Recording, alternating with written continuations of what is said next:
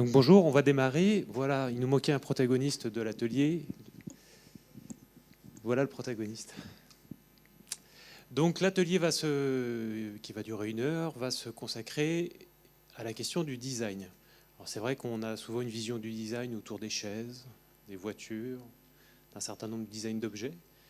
Et il faut savoir que le design s'applique à autre chose, et notamment aux politiques publiques, aux services. Et donc c'est l'objet de cet atelier, au travers une expérience qui va vous être relatée et une collaboration entre le conseil départemental et le master 10, Design, Innovation, Société, avec la 10, Direction des interventions sociales. Ils se sont bien trouvés. Comme quoi, ils étaient faits pour se rencontrer. Ah, tu veux te... Bon, ça peut être porteur. Donc une collaboration qui s'est faite courant du mois de janvier sur un projet d'une durée de 4 semaines, donc un projet très très court, et pour lesquels on espère, en tout cas, il y aura des suites. Donc c'est aussi un peu l'objet de cet atelier, de vous présenter cette nouvelle discipline du design, puisque pas forcément quelque chose qu'on a l'habitude d'entendre encore dans le milieu des collectivités publiques et dans les pratiques d'ingénierie, puisque vous en connaissez un certain nombre, mais le design aujourd'hui commence à rentrer dans les collectivités. Dans certaines, c'est plus avancé, dans d'autres, ça démarre. Donc ça va être l'objet de l'échange, puisqu'on est là aussi pour pouvoir échanger autour de cette pratique. Donc tout d'abord, on a le plaisir d'accueillir 5 étudiants de master. Alors, ils sont un peu répartis partout, là. Ils sont dispersés. Donc il y a les 3 dames ou demoiselles, je ne sais pas, plus la jeune demoiselle qui est ici et monsieur, donc qui nous ont fait le plaisir de venir présenter leur discipline, également leurs travaux. Ils sont en congé en plus, donc merci à eux d'avoir consacré une demi-journée et un peu plus de temps pour préparer leur intervention. Et donc ils vont intervenir pendant 1 heure aux côtés de Frédéric Nicolas, donc qui présentera aussi les travaux et le sens voulu du projet porté par la collectivité. Donc tout d'abord, peut-être en quelques mots, c'est quoi le design ? Alors ça, c'est un thème qu'on va aborder dans quelques instants. D'abord, j'aimerais vous dire bonjour à tous et à toutes. Déjà, merci d'être là, d'être venu. Donc voilà, comme Michel Le Pennec l'a dit, nous sommes des étudiants en Master Design, Innovation, Société, qui est un master un petit peu particulier puisqu'il est unique en France et qui traite d'un domaine encore méconnu, qui est le design social. On va vous expliquer dans quelques instants en quoi ça consiste. Donc voilà, si on est là, c'est parce qu'il y a eu donc un travail réalisé avec le conseil départemental du Gard, qui a duré 4 semaines. Donc avec nous, les étudiants du master, avec Yves Vogler, qui a été notre intervenant pendant ce projet, qui est en fait designer en Belgique, dans l'agence Origine. Et bien sûr avec le conseil départemental du Gard, et notamment les gens de la DIS, donc de la Direction des interventions sociales. Donc pourquoi ce projet ? C'était déjà l'occasion pour le conseil départemental d'expérimenter un projet court avec une discipline innovante qu'est le design social. Et c'était aussi suite à une réduction du budget accordé aux interventions sociales. Comment est-ce qu'on peut continuer à garantir un bon accompagnement des personnes bénéficiaires du RSA, donc le revenu de solidarité active, et notamment à travers des structures comme les ACI, donc les actions collectives d'insertion.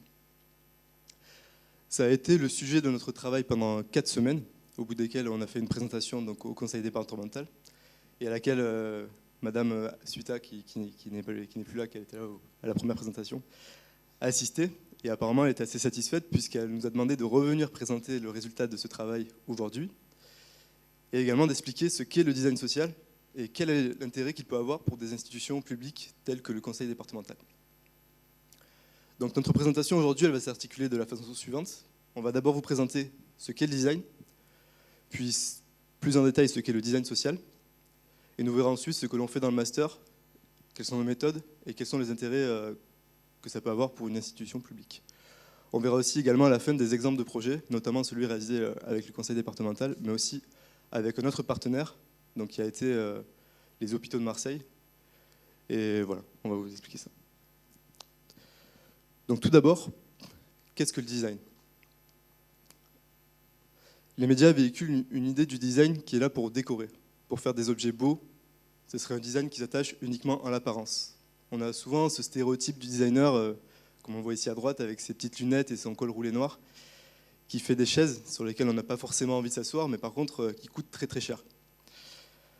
Si on va sur le site de l'ONICEP, donc le site qui réunit les informations concernant les métiers et les formations de France, et qu'on va à la fiche métier designer, en fait, dès la première ligne, on se rend compte qu'ils disent un designer peut être amené à relooker une gamme de bagages. Donc on est dans le relooking, dans le look, dans l'apparence. Nous, si on est là aujourd'hui, c'est pour se demander, est-ce que cette vision du design est réelle? Est-ce que c'est la vérité, tout simplement? On va commencer par une définition, qui est celle de l'AFD, donc l'Alliance française des designers, qui est le premier syndicat en France de design, et qui nous dit « le design est un processus ». Donc si c'est un processus, ce n'est pas un adjectif. Et quand on entend à droite à gauche « cette voiture est design »,« cette lampe est design »,« cette cuisine est design », ça n'a pas de sens, ce n'est pas un adjectif. Ça reviendrait à dire « cette table en bois est menuiserie ». C'est un processus intellectuel créatif, pluridisciplinaire et humaniste. Le design aurait donc dans ses préoccupations l'être humain. On se rend bien compte que ça va déjà bien au-delà de la simple apparence des objets, dont le but est de traiter et d'apporter des solutions aux problématiques de tous les jours. Donc les problématiques de demain sont différentes de celles d'hier. Et donc le design est une discipline qui s'inscrit comme ça dans un contexte, dans une époque, et chaque époque a des enjeux différents, qu'ils soient économiques, sociaux ou environnementaux. Pour illustrer cette définition, on vous a mis une citation d'Henry Ford. « Si j'avais demandé aux gens ce qu'ils voulaient, ils m'auraient répondu des chevaux plus rapides. » Avec une photo donc, de la Ford T qui a commencé à être construite en 1908. Cette citation est intéressante du point de vue du design parce qu'elle montre comment Ford s'empare d'une problématique de l'époque, qui était donc de se déplacer plus rapidement, en y répondant avec une alternative nouvelle, donc la voiture. Et comme le moyen normal de se déplacer de l'époque, c'était avec des chevaux, si on demandait dans la logique, si vous voulez vous déplacer plus rapide, comment on fait? Il nous faut des chevaux plus rapides. Et c'est ça qui fait le propre de l'action d'un designer, c'est-à-dire qu'il va répondre à une problématique qui est ancrée dans le quotidien à un tel point qu'on ne la remarque même plus. On se dit, c'est comme ça. Voilà, faire des papiers, c'est compliqué, mais c'est comme ça. Et il répond à cette problématique avec une alternative qui est réellement nouvelle. Non, c'est pas forcément comme ça, on peut aussi faire comme ça. Donc Henry Ford, on sait que c'est en partie grâce à lui qu'on a nos voitures aujourd'hui et que nos usines sont organisées de la façon que l'on connaît aujourd'hui. On parlait à l'instant d'humanisme, on se dit tiens là ça peut poser problème, mais c'est parce qu'Henry Ford n'était pas un designer, c'est pour ça. Donc le design est une discipline contextuelle, c'est-à-dire qu'elle se réinvente avec son époque. Et la notion de design a donc évolué depuis sa naissance jusqu'à ses formes contemporaines. Je vais donc utiliser cette frise chronologique pour un peu vous expliquer cette évolution. Donc le design est né dans un contexte industriel, ce qui est synonyme en fait de progrès technologique, de progrès technique. On a de nouvelles façons de produire, et surtout de produire en masse. Et lorsqu'on produit en masse, forcément derrière il faut pouvoir consommer en masse. Et en fait là le design industriel donc, est intervenu pour donner forme aux nouveaux objets que l'on était capable de produire dans un but commercial, pour vendre. C'était faire du beau pour vendre. Il s'est donc mis au service des entreprises, du marketing, du capitalisme, de la société de consommation, voilà, pour le marché finalement. C'est une forme de design qui a connu un essor à partir des années 30, un essor tellement marquant que même aujourd'hui encore, on voit cette idée du design qui est véhiculée par les médias. C'est une forme de design qui s'est essoufflée à partir des années 60-70, principalement en raison d'une prise de conscience morale et écologique, donc de la part de la société, des citoyens, des individus et des designers. On s'est dit, face au problème de pollution, de déchets, de gaspillage d'énergie, on ne peut plus faire comme ça, il faut changer nos pratiques. Sont donc apparues des nouvelles formes de design que je ne peux pas décrire une par une parce qu'il faudrait plus de temps. Mais on voit par exemple apparaître le design d'expérience, le design interactif, l'éco-design, qui est donc dans une démarche de respect de l'environnement. Le design numérique, parce que forcément la révolution numérique est apparue entre-temps. Le design centré utilisateur et celui qui nous intéresse aujourd'hui, le design social. Donc, quels changements ont été opérés en fait, dans ce siècle d'évolution? Avec le design industriel, on avait une conception qui était centrée autour de l'objet. On voulait faire du beau, et l'objectif c'était de vendre, donc on était sur le marché. La laideur se vend mal. C'est le titre d'un bouquin de Raymond Loewy, qui était designer industriel à cette époque et qui a marqué son temps. Avec les nouvelles formes de design, et notamment le design social, on a changé de point de vue. Cette fois-ci, ceux qui sont au centre de la conception, au centre du projet, ce sont les acteurs, les parties prenantes du projet, avec leurs besoins, leur expérience. Et là, l'objectif, c'est de venir améliorer leur quotidien. avec des problématiques très concrètes, en apportant des réponses à des problématiques qui sont très concrètes. En fait, on veut améliorer l'habitabilité du monde pour eux. Finalement, l'humain est de retour au centre des préoccupations. Donc finalement, faire du design social, c'est faire de l'innovation sociale avec des méthodes du design. Donc c'est concevoir pour les gens, mais surtout avec les gens. On met de côté un petit peu notre designer de tout à l'heure avec son col roulé, qui était là pour signer des objets et mettre le prix sur l'étiquette. Cette fois-ci, on veut donner des réponses aux besoins des gens. Donc c'est ce que veut dire Andrea Chi lorsqu'elle parle d'impulsion altruiste dans la communauté du design. Si vous voulez en savoir un peu plus sur ce sujet, sur tout ce que j'ai raconté, il y a le dernier Que sais-je, intitulé Le Design, qui est sorti, donc écrit par Stéphane Vial, qui est paru en début d'année 2015, et qui explique très bien l'évolution de la notion de design depuis un siècle, et qui aussi explique les différentes formes contemporaines de design qu'il peut avoir. Je passe maintenant la parole à ma collègue qui va vous expliquer ce que l'on fait dans le master, quelles sont nos méthodes et quels sont les intérêts qu'elle peut avoir pour une institution publique telle que le conseil départemental du Gard. Merci. Donc, notre master. Premièrement, en fait, notre master, ça s'inscrit dans un projet plus global. Donc, en 2006, l'Université de Nîmes fait appel à M. Alain Findeli, qui est enseignant-chercheur et qui nous vient de Montréal. Donc, sa thèse et ses recherches se basent sur la question de social dans l'ingénierie, la technologie et le design. Donc, l'Université de Nîmes lui a confié un projet de créer le pôle design qui va porter sur du coup, le design social. Donc, le Master 10 s'inscrit dans ce grand projet et il y a d'autres formes qui vont apparaître, notamment le doctorat qui va arriver.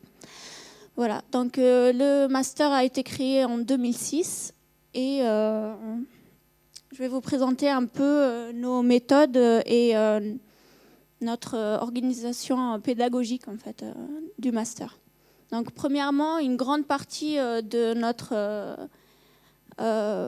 programme est basée sur le projet, donc on fait beaucoup de projets parce que le projet reste quand même la colonne vertébrale du master. Parce qu'un designer, il fait du projet de toute façon, que ce soit pour concevoir une chaise ou bien pour concevoir un vêtement. Mais nous, on conçoit des objets qui s'appellent des services et on va du coup collaborer avec les services publics. Ça change quoi les services? C'est qu'en fait, on va se positionner dans des systèmes déjà existants, donc des systèmes assez complexes qui font appel à différentes parties prenantes. Par exemple, comme le conseil départemental du Gard, comment dire, je sais pas. Bon, je perds mes mots. Donc après, on part à une deuxième partie en fait de notre programme se base sur la recherche.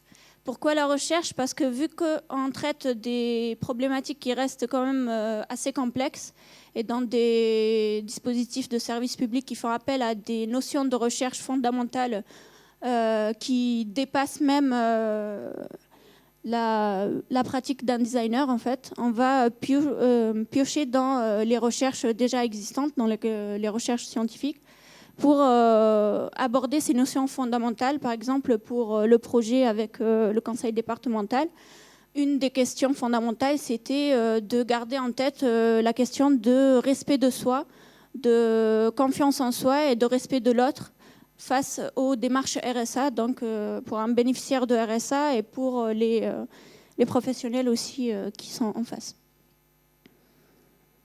Donc troisièmement, on va aussi avoir des cours sur les sciences humaines et sociales pour nous apprendre à mieux aborder les terrains, car on part beaucoup sur le terrain, on va recueillir les informations, donc on a besoin d'améliorer nos techniques donc, d'entretien, d'observation. Et donc des sociologues et des ethnologues, des anthropologues vont venir donner des cours et nous montrer un peu leurs méthodes pour qu'on s'en empare dans nos recherches dans ce master. Donc après, il y a une partie quand même qui est consacrée aux sciences de l'ingénieur et de la gestion. Par exemple, en première année de master, nous avons un stage qui est en collaboration avec l'école des mines d'Alès Et donc, des designers vont partir avec des ingénieurs en stage et on va leur apprendre nos méthodes et apprendre d'eux aussi tout ce qui est technique et tout ça. Donc, on va apprendre aussi les technologies numériques, par exemple, ou l'ergonomie d'un site internet, ou bien l'ergonomie d'objets ou d'espace. Et dernière partie, c'est la communication qui est vraiment super importante dans notre master et qui fait un peu le point fort aussi. C'est comment communiquer avec nos partenaires qui changent en permanence. Par exemple, on avait le conseil départemental du Gard ou bien les hôpitaux de Marseille, donc ce n'est pas non plus la même approche. Ou bien comment communiquer aussi sur les agents, avec les agents de terrain et les bénéficiaires de ces services.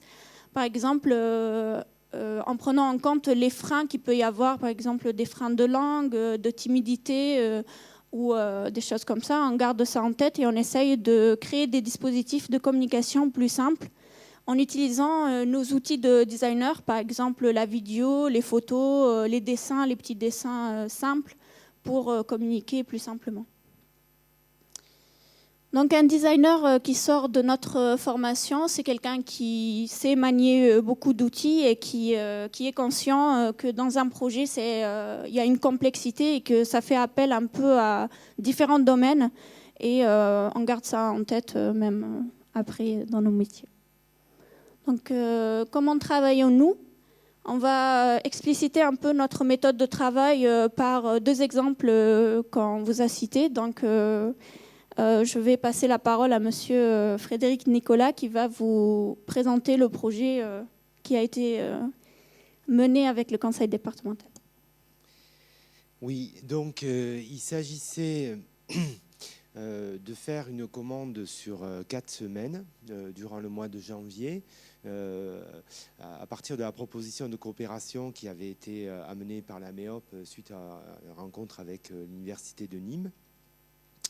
Et nous avons, avec Daniel Hérault, tout de suite pensé aux actions collectives d'insertion. Alors juste, je vais contextualiser en quelques mots qu'est-ce que c'est que ce dispositif. Donc, chacun sait que dans nos politiques publiques, voilà, le RSA est la première des politiques publiques en poids, 168 millions d'euros pour le paiement de l'allocation. Au 31 décembre 2014, plus de 30 900 allocataires du RSA.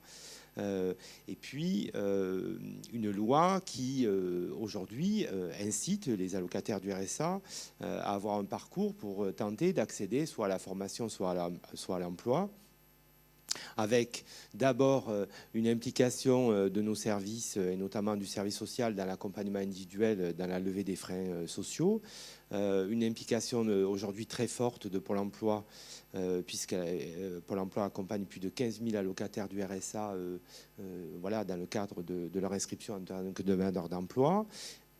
Un troisième volet qui est une participation forte du Conseil général dans le cadre de l'insertion professionnelle à travers le cofinancement des chantiers d'insertion, c'est-à-dire de ce qu'on appelle l'insertion par l'activité économique.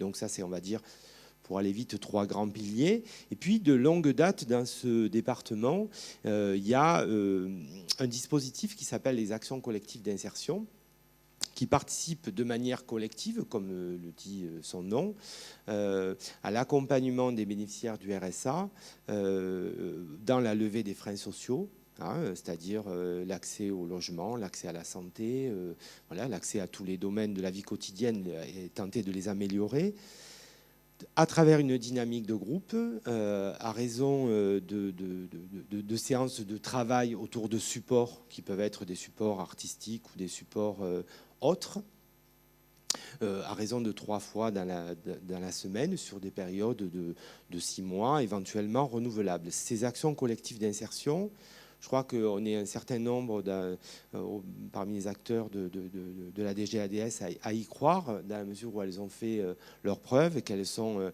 un complément aux accompagnements individuels.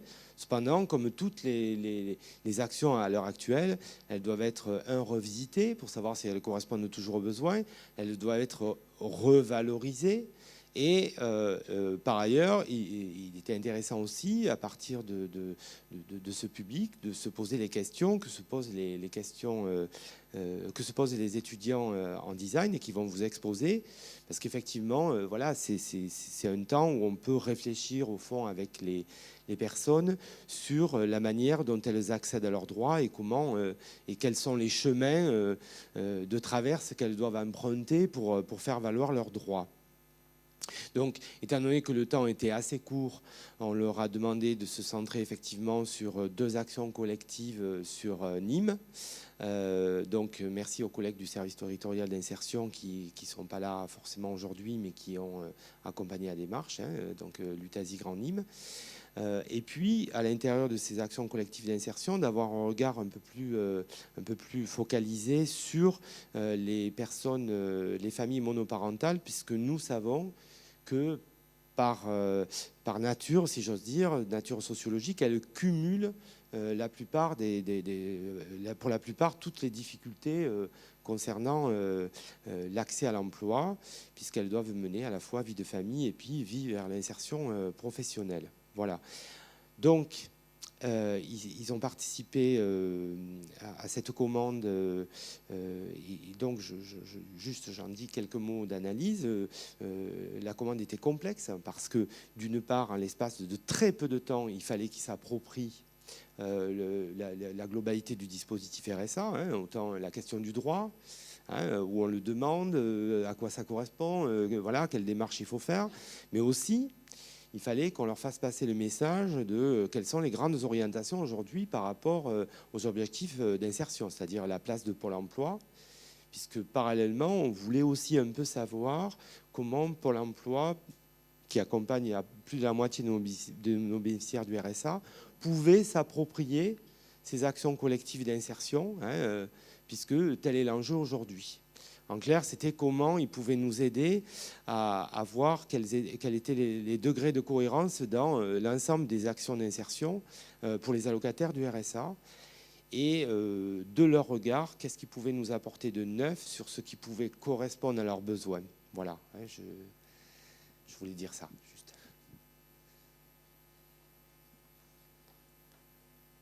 Merci. Donc, on va vous expliquer ce projet avec toutes les étapes par lesquelles on est passé, les étapes principales par lesquelles on passe généralement même dans presque tous les projets. Donc, premièrement, c'est la commande. Nous nous sommes déplacés donc, dans les locaux du conseil départemental pour recevoir les commandes de nos acteurs principaux. Et là, juste, on va noter tout ce qu'on va nous dire. On va essayer de comprendre, poser des questions si on en a sur le moment. Et voilà, essayer de comprendre la demande principale. Deuxième chose, c'est là qu'on va faire appel à tout ce qui est recherche et tout ce qui est méthode de recherche. Donc, on va faire nos recherches à nous pour essayer de compléter cette commande, la reformuler un peu à notre manière pour mieux nous l'approprier. Par exemple aussi par les prospectus qu'on va nous passer du RSA, les démarches RSA. C'est là une phase de recherche assez grande. Après la recherche, on va repartir sur le terrain. On va partir sur le terrain avec l'idée de recevoir une deuxième commande du terrain, en fait. Ça veut dire qu'on va essayer de voir qu'est-ce que le terrain sort comme problématique. Donc, on va faire des observations passives, par exemple, on va juste observer comment se passent les choses, ou bien on va être actif et essayer de faire nous-mêmes les démarches. Par exemple, des binômes, un des binômes, et aller faire les démarches lui-même et voir c'est quoi les difficultés du coup qu'on peut rencontrer. Donc cette phase, elle peut se répéter tout le long du projet, du moment qu'on a besoin d'informations supplémentaires du terrain, on revient et des fois on revient avec des outils brise-glace, on les appelle.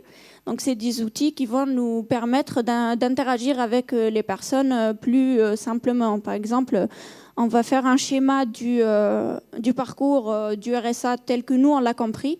Et on va partir sur le terrain et dire est-ce que c'est vraiment les bonnes étapes ou est-ce que vous rencontrez le plus de difficultés. Et là, ils nous corrigent ou bien ils nous rajoutent des étapes. Voilà. Donc après, on va revenir chez nous et on va analyser un peu tout ça, donc tout ce qui est commande, le terrain et tout ça. Et on va essayer de sortir des axes de réflexion. Une fois qu'on a ces axes de réflexion, on va faire une grille d'évaluation de ces axes, savoir dans le temps qui nous reste quels axes seront les plus faisables. Deuxièmement, quels risques ces axes-là pourraient avoir dans le futur, quel potentiel ils ont. Et là, par exemple, pour le projet RSA, nous avons retenu 2 axes principaux. Donc, les 2 axes principaux qu'on a retenus, c'est les démarches administratives du RSA, donc tout ce qui est parcours pour avoir accès au RSA, et une fois qu'on est au RSA, renouveler la démarche. Donc ça, c'était un des points. Le deuxième, c'était un service déjà mis en place, donc c'est les actions collectives d'insertion qui ont fait leurs preuves et qui, selon nous, est un dispositif assez... on a eu des super bons retours sur ce dispositif, et du coup, comment le renforcer et le mettre en avant avec un autre service qui va le mettre en avant, donc un de nos projets.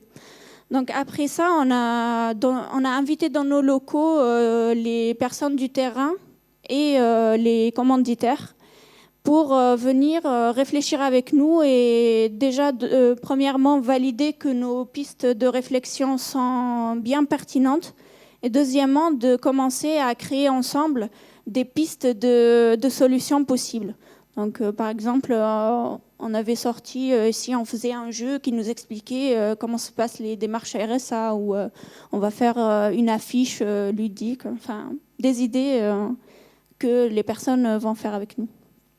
Donc, après ça, vient une phase de tri des idées, et on va mettre les idées irréalisables d'un côté, les idées qui se regroupent et tout ça.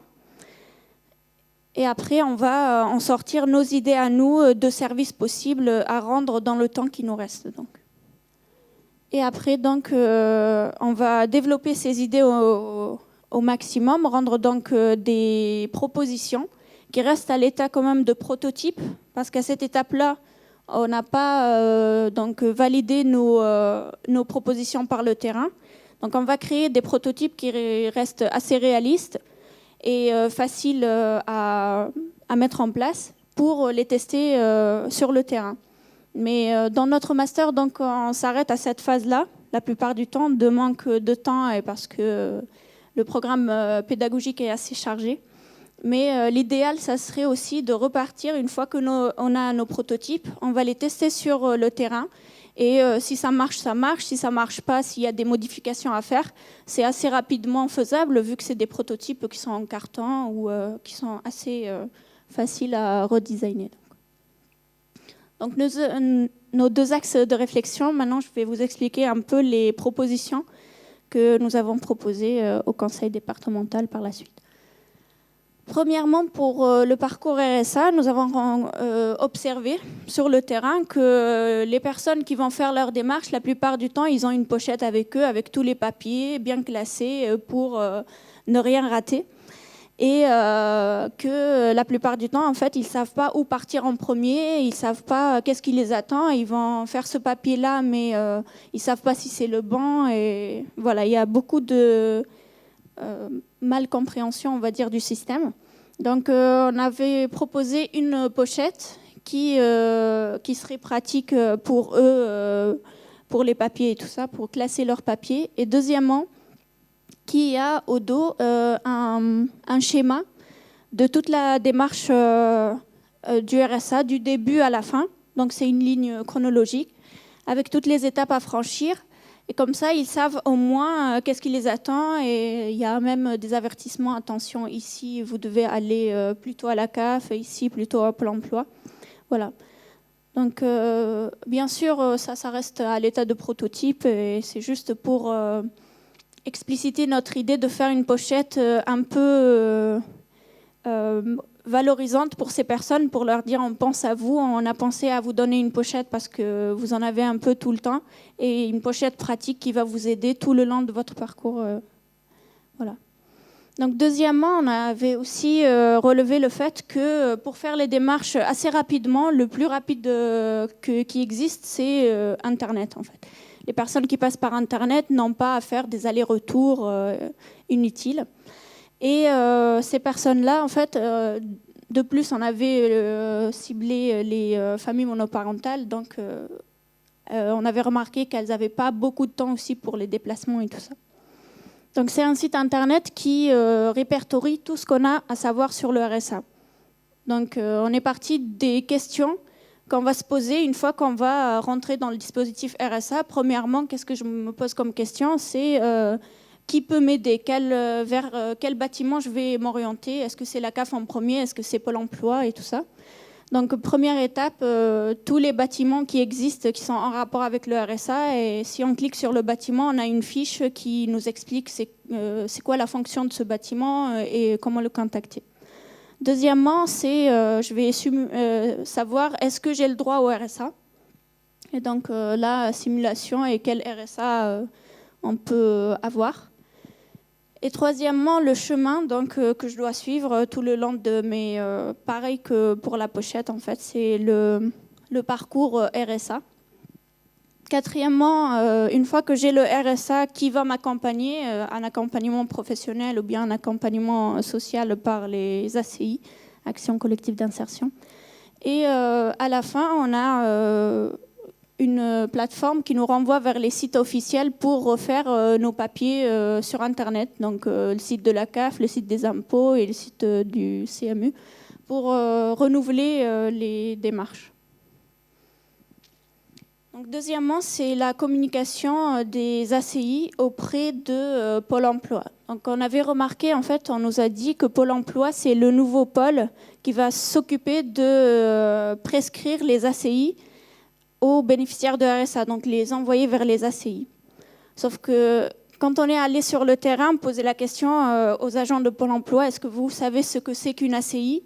Ils nous ont dit que non, même s'ils savaient que, si on leur donnait le nom de l'ACI en elle-même, genre par exemple feu vert ou quoi, ils savaient un peu de quoi il s'agissait. Donc nous avons pensé à un système de communication auprès des agents de Pôle emploi, donc une campagne de communication qui va leur expliquer, qui va rester en énigme en fait. Premier mail, qu'est-ce que c'est que la structure qui revalorise le bénéficiaire de RSA et l'aide à reprendre confiance en lui pour faire ses démarches et trouver un emploi par la suite plus facilement et regagner confiance en lui. Et avec des témoignages aussi et tout, pour susciter en eux l'intérêt de savoir mais c'est quoi cette énigme, qu'est-ce que c'est que cette structure en fait. Donc s'ils le savent et à la fin ils vont avoir accès à un site internet. Donc c'est un site internet qui s'adresse à la fois aux agents de Pôle emploi et aux ACI. Donc premièrement sur la première page c'est qu'est-ce que c'est qu'une ACI, donc l'explication de toute la structure. Deuxièmement, le carnet social, ça répertorie un peu toutes les ACI qui se trouvent dans la région par quartier et par intérêt, pour comme ça les agents de Pôle emploi ils ont une facilité à prescrire, ils peuvent prescrire directement l'ACI à un bénéficiaire de RSA. Et après, il y a une partie qui est dédiée aux ACI. Une fois que la personne va rentrer dans l'ACI et qui va faire ses ateliers, au bout d'un moment, elle va sortir des ACI. Donc, à la fin, les personnes vont remplir un chemin de vie qui leur explique leur progression grâce aux ACI et qui laisse un peu aussi des archives de tout ce que l'ACI peut faire pour les personnes et pour les aider. Donc maintenant, on va vous présenter le deuxième projet qui a été réalisé avec les hôpitaux de Marseille. Et je vais laisser mon collègue vous le présenter. Merci. Donc ici, un projet réalisé avec les hôpitaux publics de Marseille. Un projet plus long que l'autre puisqu'il a duré 3 mois. Et là, la commande, c'était, voilà, on a les moyens de pratiquer une médecine de pointe, les moyens techniques, mais en ce qui concerne l'accueil des patients, des familles, des accompagnants, il nous reste encore du chemin à faire. Donc, qu'est-ce que vous pouvez faire pour nous? Donc dans la notion d'accueil, nous, ce qu'on a compris, c'est surtout la notion d'hospitalité, qui va bien au-delà du simple guichet d'accueil qu'on a à l'entrée. Ça peut aller jusqu'au rapport qu'on a avec les espaces. Est-ce qu'il y a des espaces d'accueil qui sont conçus pour nous? Est-ce qu'ils sont bien conçus? Ça va même jusqu'au rapport qu'on a avec le personnel, donc les professionnels, donc les médecins, les infirmières, mais aussi les autres patients, les autres accompagnants. Et ça va même jusqu'au rapport qu'on a avec les indications pour s'orienter, donc la signalétique. Une signalétique qui est mal conçue, c'est le meilleur moyen de mal accueillir au final. Donc ce projet s'inscrivait en fait dans une démarche plus globale d'amélioration de l'accueil en milieu hospitalier à Marseille, et notamment avec la création de salons des familles. Donc les salons des familles, en fait, ce sont des espaces qui ont été créés dans chaque service et qui permettent aux accompagnants, aux familles des patients, de se couper un peu du monde des soins pendant quelques instants, de penser à autre chose, de lire un livre, de se reposer. Et c'est donc dans ce contexte qu'on a fait notre projet. On a appliqué la même démarche qu'avec le projet RSA, c'est-à-dire qu'on s'est réemparé de la problématique avec une phase de recherche documentaire et tout ça. On a fait du terrain, on est allé en immersion, on a interrogé les gens sur place, on a organisé aussi un atelier de co-création. Et on a abouti à 4 pistes de réflexion qui nous ont donné 4 propositions de projet. Première piste de réflexion, s'orienter dans l'espace. Donc à Marseille, il y a 5 sites d'hôpitaux, donc c'est immense, et un hôpital en soi, c'est également immense. Et on a vite fait en fait d'être désorienté dans cet espace lorsque on arrive pour la première fois, ou même quand ça fait plusieurs fois qu'on y vient, on a toujours du mal. Donc là, notre proposition pour cette piste de réflexion, c'était un petit outil, très simple, imprimé sur un A4. Ça serait un itinéraire photographique qui serait disponible pour chaque service et qui, étape par étape, avec une photo, donc depuis l'entrée de l'hôpital jusqu'à l'arrivée dans le service, permettrait à l'usager de se repérer. Voilà. Alors les photos seront un petit peu modifiées, avec une flèche, il faut aller dans ce sens, etc. Et voilà, ça permet en fait de voir, on regarde la dernière photo et on sait où on va arriver avant même d'y être allé, et même si on n'y est jamais allé. On pourrait se procurer cet outil à l'accueil de l'hôpital. On pourrait y avoir accès en direct sur son smartphone, donc en temps réel, à part les photos qui défilent. On pourrait aussi l'imprimer chez soi. Depuis son ordinateur, on va sur le site, on l'imprime. Ou l'hôpital pourrait même l'envoyer avec la convocation, donc par courrier. Deuxième piste de réflexion, s'organiser dans le temps. En fait, on s'est rendu compte que c'est extrêmement difficile pour les accompagnants et les familles d'organiser leur emploi du temps au sein de l'hôpital. On a été souvent confrontés à la situation où les gens attendent dans le couloir pendant plusieurs heures parce que la personne qui les accompagne est en soins ou autre chose et ils ne savent pas pour combien de temps. Donc là, notre solution, encore une fois, c'est un outil très simple qui est un accroche-porte qu'on met à la porte des chambres et qui va servir aux infirmières, en fait, lorsque le patient est en soins, elles pourront, avec une petite roulette, dire pour combien de temps, une estimation de la durée du soin et une estimation aussi de l'heure de retour de la personne. Donc là, quand on a un accompagnant, on arrive devant la porte, on voit qu'il nous reste 1 heure ou 2 heures. On va dans le salon des familles et là, on tombe sur une cartographie donc, qui s'ajoute en fait à cette proposition. Une cartographie vue de haut de l'hôpital et des alentours avec toutes les activités possibles, qu'elles soient pratiques ou ludiques. Les bars qu'il y a aux alentours, les musées, le supermarché, la poste si j'ai besoin d'amener des papiers. Et ça permet comme ça, en combinant ces 2 outils, de vraiment s'organiser dans le temps et d'éviter de le perdre, parce que c'est frustrant. Troisième piste de réflexion, s'organiser socialement. On s'est rendu compte que dans certains services, les accompagnants passent énormément de temps à l'hôpital. C'est notamment le cas en pédiatrie, où forcément les parents restent avec leurs enfants, mais c'est aussi le cas dans d'autres services. Et dans ces situations-là, on voit se développer des comportements d'entraide. Les gens commencent à se connaître, et si quelqu'un va faire des courses, hop, il demande à ses amis temporaires, « Tiens, est-ce que tu as besoin de quelque chose? Je vais prendre un café, est-ce que tu en veux un ?» Là, ce qu'on propose, en fait, c'est d'appuyer ce comportement, d'essayer de le favoriser, alors que ce soit en pédiatrie ou dans les autres services, grâce à une application qui serait le réseau social des accompagnants, et qui permettrait, comme avec Facebook, de créer son petit groupe d'amis dans l'hôpital. Et lorsqu'on va faire une course, on pourrait envoyer un petit post et les autres recevraient une notification. Tiens, Michel va faire des courses, est-ce que tu as besoin de quelque chose? Ça permettrait de favoriser le comportement d'entraide dans l'hôpital. Quatrième piste de réflexion, s'informer, se former. Les accompagnants, quand ils sont dans l'hôpital, ils sont dans une situation passive. On est là pour visiter quelqu'un, pour tenir compagnie. Avec notre proposition, on se dit, tiens, est-ce qu'on ne pourrait pas changer un petit peu de point de vue et rendre les personnes un peu plus actives. Qu'est-ce qu'ils pourraient faire? Alors, ce qu'on propose, c'est le manuel, le guide de l'accompagnant, dans lequel seraient regroupées toutes les informations que l'on peut faire dont on a besoin pour améliorer l'expérience de la personne que l'on accompagne. Ça pourrait être de simples informations sur les pathologies ou les façons de soigner, mais ça peut être aussi comment faire un massage pour éviter les escarres.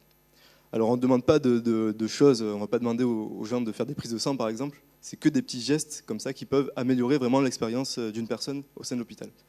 Et ça permet en même temps de soulager un petit peu les infirmières. Donc voilà, j'ai terminé pour ce projet. Ce projet est un petit peu particulier puisqu'il est disponible en ligne sur un site. On a mis toutes les étapes consultables en ligne. On n'a pas mis l'adresse ici parce que ce n'était pas le projet principal qu'on était venu présenter, mais si ça vous intéresse, après je peux vous donner l'adresse où il y a des flyers là-bas. Vous pourrez retrouver ça en ligne en fait. Pour conclure cette présentation, on vous a mis en fait les premières lignes de ce bouquin qui s'appelle Design des politiques publiques par la 27e région. Donc la 27e région, c'est un laboratoire de transformation publique. Ce qu'ils font en fait, c'est qu'ils travaillent dans les institutions en faisant de l'innovation sociale avec des méthodes de designers et des sciences sociales. Donc c'est un petit peu particulier parce que la préface de ce bouquin a été écrite par un député, donc Christian Paul, et qui nous dit: